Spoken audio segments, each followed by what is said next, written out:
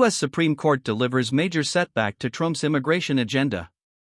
The United States Supreme Court has delivered a major legal decision affecting one of President Donald Trump's most closely watched immigration policies. Soon after returning to the White House, President Trump signed an executive order aimed at ending automatic birthright citizenship for certain children born in the United States. The order immediately sparked legal challenges from several states and civil rights organizations, sending the issue to the nation's highest court. The Supreme Court has now issued a ruling that represents a significant setback for the administration's efforts. The decision means that President Trump's executive order cannot move forward in the way the administration had originally intended, keeping the legal debate over birthright citizenship at the center of national attention.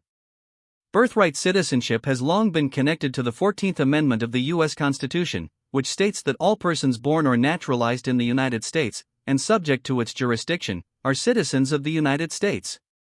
For more than a century, this constitutional principle has served as the foundation of automatic citizenship for people born on American soil.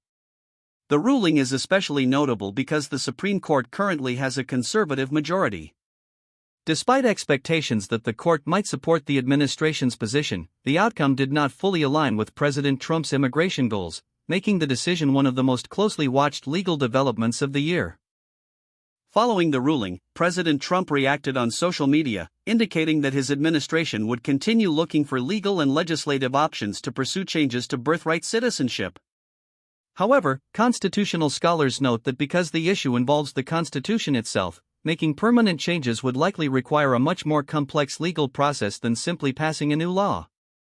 The same day, the Supreme Court also released another highly significant decision involving transgender athletes in school and college sports.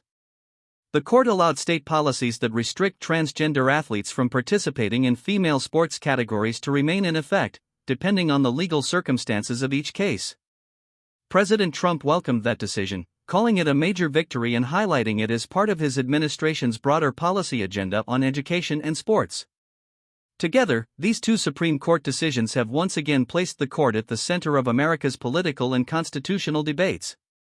While one ruling created a major obstacle for President Trump's immigration plans, another supported a policy position that his administration strongly favors.